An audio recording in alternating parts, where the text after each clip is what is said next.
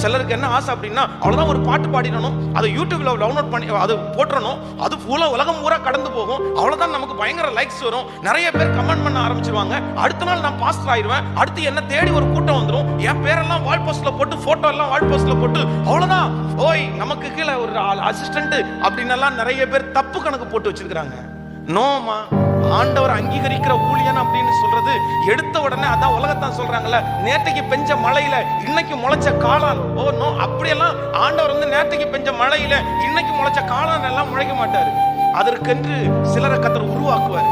நீங்க நிறைய பாதைகளை கடந்து போகணும், நிறைய காலங்களை நீங்க தாண்டி போகணும். அந்த காலங்களை தாண்டி போனாதான் நீங்க அழகான ஒரு ஊழியக்காரனா, அதுவும் கடைசி வரைக்கும் ஓடுகிற ஊழியக்காரனா நீங்க மாற முடியும். அப்படி நீங்க வந்து எடுத்த உடனே நாம் ஒரு பாட்டிலேயே இல்லைன்னா ஒரு பிரசங்கத்திலேயே பெரிய ஆள் ஆகணும் அப்படின்னு நினைச்சீங்கன்னா, நான் சொல்றேன் அந்த வண்டி ரொம்ப நாள் ஓடவே ஓடாது.